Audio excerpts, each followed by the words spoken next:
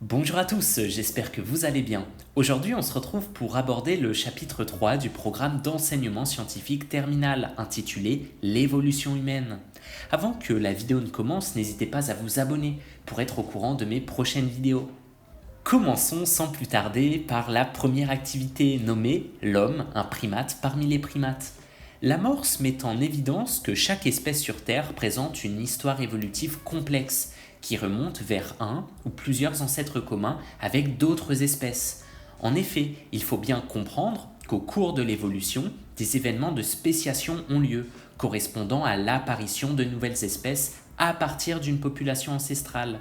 Cette nouvelle espèce va diverger moléculairement et phénotypiquement de son ancêtre et donner ce qu'elle est aujourd'hui. Dès lors, l'homme possède un ancêtre commun avec n'importe quelle espèce sur Terre, qui remonte d'autant plus loin qu'il n'en a divergé. Ainsi, on peut se poser deux questions. Comment établir les liens de parenté entre espèces et plus encore, quelle espèce est la plus proche évolutivement de l'homme? Commençons avec le premier document qui introduit une notion majeure dans la construction d'arbres de parenté, l'étude et la comparaison de différents caractères entre espèces. En effet, lorsque l'on désire établir une parenté entre différentes espèces, il faut bien trouver des caractéristiques permettant de les classer évolutivement du plus proche au plus lointain. Deux espèces qui ont divergé récemment ont théoriquement plus de similitudes morphologiques ou anatomiques que des espèces qui ont divergé il y a longtemps. On dira que la comparaison de ces caractères homologues, c'est-à-dire issus d'un ancêtre commun ayant divergé, constitue un signal phylogénétique pour établir un arbre de parenté. Cela s'établit dans une matrice de caractères, matrice de dimension n fois x, avec n correspondant au nombre d'espèces ou de taxa à comparer, et x le nombre de caractères à analyser. Pour chacun d'entre eux, on indique s'il s'agit d'un caractère ancestral, c'est-à-dire l'état le plus ancien du caractère, ou bien d'un caractère dérivé partagé, ou bien d'une synapomorphie, c'est la même chose, c'est-à-dire une nouvelle forme d'un caractère apparue dans l'évolution et présente chez différentes lignées par héritage évolutif. Ainsi, sur cet arbre phylogénétique, on dira que Maki est plus proche des autres espèces que de Tupai, car il possède un pouce opposable que Tupai n'a pas. Et comme on suppose qu'il est très probable que ce caractère soit apparu une fois et transmis chez les différentes lignées au cours de la spéciation, alors Tupai apparaît ici comme le groupe externe. Mais attention, ce n'est pas tout. Certes, utiliser la morphologie peut être utile, mais souvent cela est très complexe, car cela nécessite par évidence des squelettes, pas forcément bien conservés. Donc, utiliser l'ADN semble bien plus viable, et c'est aussi ce que l'on fait pour générer des arbres phylogénétiques, et cela se base sur les mêmes principes. On suppose que toute espèce présente des séquences qui coalescent à un moment donné vers un ancêtre commun. Cette séquence ancestrale a donc, durant des périodes de temps plus ou moins longues, accumulé des mutations qui se sont fixées indépendamment entre les différentes lignées, générant alors une divergence moléculaire interspécifique. Et c'est bien cette divergence moléculaire que l'on va convertir en un signal phylogénétique. Dès lors, deux séquences ayant 10 différences en paires de base seront beaucoup plus apparentées que deux séquences ayant 10 000, 100 000 différences en paires de base. Afin de modéliser l'arbre, une méthode très connue est utilisée, la méthode des distances, consistant à dessiner une matrice de différences nucléotidiques interspécifiques et à fusionner les espèces qui divergent le moins en modifiant alors la valeur de divergence par la moyenne de leurs divergences individuelles. On réitère cela et on détermine alors la meilleure topologie. Ainsi, dans cet exemple, on voit que l'homme et le chimpanzé présentent le plus faible pourcentage de divergence, donc on va fusionner leurs lignées. On se retrouve alors avec cette nouvelle matrice. Afin de trouver la nouvelle valeur, comparant les différences entre gorille et la fusion homme-chimpanzé, on fait la moyenne de ces deux cases, soit 1,385. Et on réitère cela pour tous les différents taxons, afin d'obtenir l'arbre final. Maintenant que nous avons vu comment générer un arbre phylogénétique, on peut se poser la question qui suit. Après tout, que peut bien nous apprendre l'étude des fossiles sur notre histoire évolutive? Analysons les différents documents afin de répondre à cette question. La première image met en évidence la reconstitution de Lucie, Australopithecus afarensis, datant de 3,2 millions d'années, appartenant à la lignée humaine, c'est-à-dire aux descendants du plus proche ancêtre commun entre l'homme et la lignée des chimpanzés. On remarque, grâce à l'étude de son fossile, plusieurs caractéristiques très intéressantes, dont la bipédie fait penser à l'homme, mais aussi une mâchoire développée antérieurement, faisant penser aux chimpanzés. Cela met en évidence que cette espèce a suffisamment divergé de notre ancêtre commun aux chimpanzés pour subir des innovations évolutives, mais pas suffisamment pour effacer certains caractères présents aussi chez les chimpanzés. Ainsi, Lucy représente une forme humaine archaïque par rapport à la morphologie actuelle.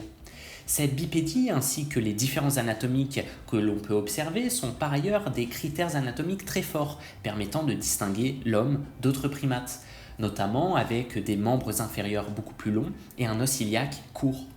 Mais donc, on le comprend très vite, ces arbres morphologiques sont très instables, notamment pour la lignée humaine, comme de nouveaux fossiles sont découverts chaque année. Dès lors, certaines espèces que l'on considérait relativement ancestrales peuvent, par découverte de nouveaux ossements, présenter des homologies que l'on ignorait jusqu'à présent par manque d'informations. Dès lors, comment peut-on se mettre d'accord sur la lignée évolutive humaine, et plus particulièrement comment définir des caractères au genre Homo dont nous faisons partie ? Pour cela, il faut trouver des caractères de ce genre, permettant une bonne distinction avec d'autres genres, notamment le volume crânien, beaucoup plus grand chez le genre Homo, probablement d'ailleurs corrélé avec une hausse des facultés cognitives associées, un prognatisme, c'est-à-dire une mâchoire en avant absente, et une bipédie permanente. Comme on l'a vu avant, on peut tout à fait utiliser des informations moléculaires en comparant les séquences entre différents fossiles trouvés du genre Homo. Ainsi, on remarque que dans la lignée humaine, il existe également d'autres genres que Homo, notamment Denisova et Néandertal, qui ont disparu, probablement liés à la meilleure adaptation d'Homo sapiens à son environnement. Mais ce n'est pas tout. L'homme n'est pas seulement l'être que l'on pense être. On est ce que l'on appelle un véritable holobionte, c'est-à-dire un être humain associé à des milliards de micro-organismes commensaux ou bien symbiotiques, qui jouent des rôles majeurs dans son fonctionnement. Par exemple, l'analyse génomique de l'émail des dents de Néandertal a permis d'identifier une archébactérie, Methanobrevibacter oralis, aussi retrouvée dans l'émail de Néandertal et Sapiens. Retrouver une composition microbienne similaire pourrait faire penser qu'il y a eu des interactions entre différentes espèces qui auraient pu, au travers d'échanges de nourriture ou bien de comportements sexuels, échanger certaines communautés microbiennes, ce qui est très intéressant pour étayer non seulement la phylogénie, mais aussi comprendre les dynamiques interspécifiques.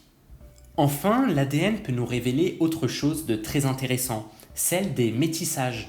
En effet, les chercheurs ont remarqué des introgressions de séquences d'ADN du génome de Néandertal et de Denisova dans celui d'Homo sapiens, c'est-à-dire notre espèce actuelle. Ces trois lignées ayant vécu au même moment, cela signifierait que certaines espèces pouvaient être fertiles entre elles, expliquant l'apport de certains gènes dans le génome d'Homo sapiens. Cela voudrait donc dire que ces lignées interfertiles auraient divergé que très récemment l'une de l'autre, sans lequel ce comportement n'aurait pu exister. En d'autres termes, l'étude moléculaire nous permet pas seulement de dessiner les relations évolutives, mais bel et bien d'observer et de comprendre un contexte dynamique, tant spatial, temporel que comportemental. Maintenant que nous avons vu le principe de la phylogénie, ce sur quoi elle repose, comment construire des arbres et les limites évolutives associées, réalisons un exercice type bac afin de renforcer nos connaissances. Le texte introduit la découverte en 1999 en Géorgie de fossiles d'hominidés datés de 1,8 million d'années. Toutefois, dû à la différence de taille par rapport aux autres espèces, les chercheurs en ont désigné une nouvelle, Homo georgicus, qui serait alors le descendant d'Homo habilis, mais l'ancêtre d'Homo erectus, qui est par ailleurs une espèce pionnière dans la migration en Europe.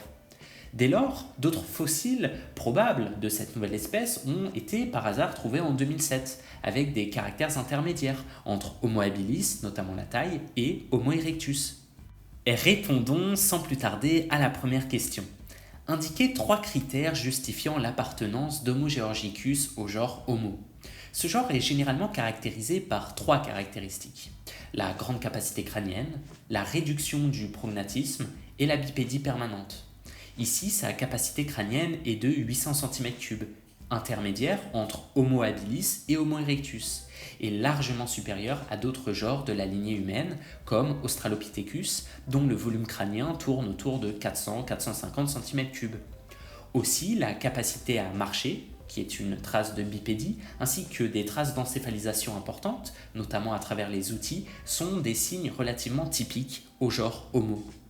La deuxième question vise à placer Homo georgicus dans cet arbre phylogénétique. Cela n'est pas compliqué, de par ses caractères intermédiaires entre habilis et erectus, il est plausible que cette espèce soit le descendant d'habilis et l'ancêtre d'erectus, ainsi il faudrait le placer comme ceci.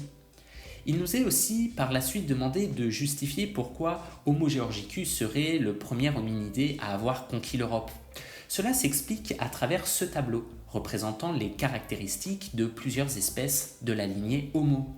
Le volume crânien d'Homo georgicus est de 800 cm3, donc intermédiaire entre habilis et erectus. Aussi, le fossile a été daté de 1,8 million d'années, et en Europe. Sachant que Homo erectus est le seul fossile du genre Homo trouvé en Europe à cet instant et était daté de maximum 1,9 million d'années, il est donc plausible qu'il s'agisse du descendant d'habilis et de l'ancêtre d'Erectus. Enfin, le dernier texte soulève un questionnement majeur dans la phylogénie des espèces du genre Homo. En effet, l'analyse de différents crânes de différentes espèces définies traditionnellement est remise en cause par un argument qui serait que les différences morphologiques ou anatomiques observées entre les fossiles seraient le reflet d'une variabilité intraspécifique et non d'une différence spécifique réelle. Contre cela, d'autres chercheurs stipulent que certains caractères sont néanmoins trop différents. La différence est bien trop marquée pour être considérée comme une seule espèce, et que cela serait donc le reflet d'une divergence évolutive et d'une histoire évolutive différente, comme en témoignent par exemple sur cette figure les mandibules, trop différentes entre les trois espèces, pour qu'il ne s'agisse que du fruit de la variabilité génétique intrinsèque. Voilà, j'espère que ce premier résumé du chapitre 3 d'enseignement scientifique terminal vous aura plu. N'hésitez pas à me suggérer d'autres idées, de vidéos, de formats. Je vous souhaite plein de réussite. À bientôt!